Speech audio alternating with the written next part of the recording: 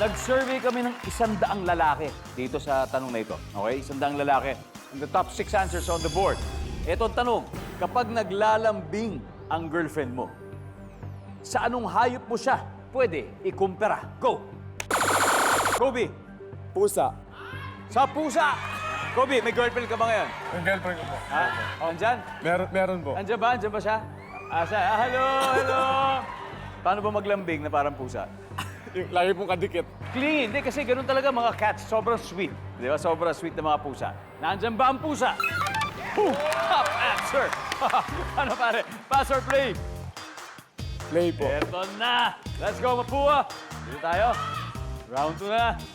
Cyrus, kapag naglalambing ang girlfriend mo, sa anong hayop mo siya pwede ikumpara? Aso. Sa aso.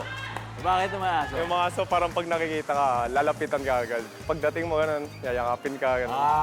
Okay. Kung ang pusa, sobrang lambing. Ang aso naman, sobrang loyal.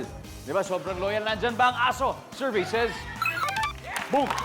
Ito, ayon sa 100 lalaki, kapag naglalambing ang girlfriend mo, sa anong hayop mo siya pwede kumpara? Rabbit.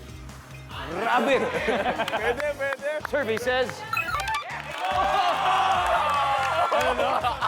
JC, kapag naglalambing ang girlfriend mo, sa anong hayop mo siya pwede kumpara? Parrot. Parrot. Parrot. Dahil sobrang tahimik ba? Ganon? Hindi, maingay. Tignan natin kung mag-iingay ang sagot na yan dito sa ating survey board. Boom! Kobe, kapag naglalambing ang girlfriend mo, anong hayop mo siya ikukumpara? Palaka. Palaka! Bibigyan kita ng chance magpaliwanag. Bakit? Bakit palaka? Kasi yung, di ba, yung palaka, parang minsan malaking boses, mga ganun. Lalo pag umuulan, galit. Palaka! Wala.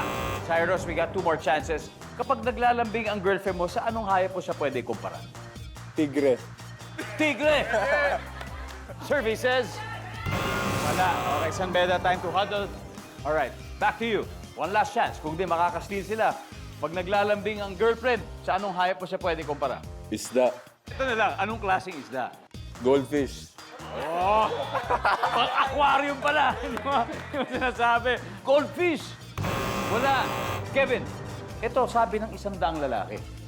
Pag naglalambing daw ang girlfriend mo, sa anong hayop mo siya pwede kumpara? Ahas. Ahas. Pag naglalambing. Joshua. Sa baboy. Sa baboy.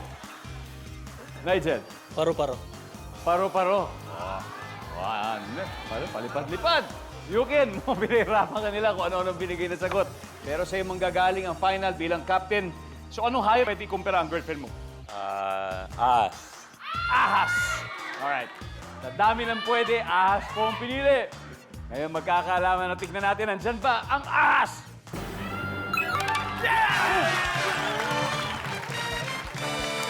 Alright guys, tignan natin kung ano yung isang hindi nakuha. Number 6. Unggoy. Nakabawi sa round 2 ang San Beda Red Lions. Halos tabla. Meron na silang 86 points. Habang ang Mapua Cardinals ay may 87 points pa rin. Nako, halftime break muna tayo dahil ang susunod na po ay ang double points round. Sa pagbabalik ng Family Feud.